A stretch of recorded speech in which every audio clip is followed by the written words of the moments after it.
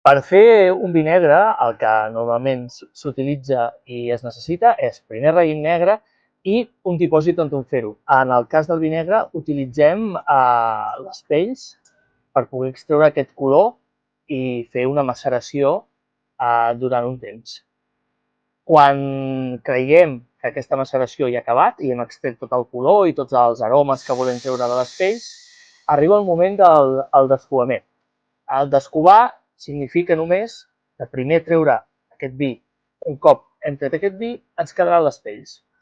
Per treure les pells, que és el que estic fent ara, és només entrar dintre i, com esteu veient, amb una pala anar traient a poc totes les pells que ja han fet la seva feina.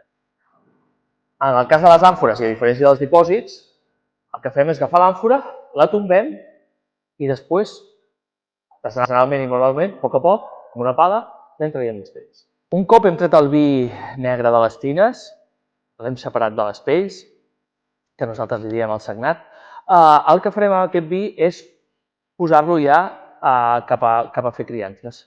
Durant la criança hi haurà una sèrie de canvis al vi que nosaltres volem i en el cas de les botes doncs, també guanyaran complexitat i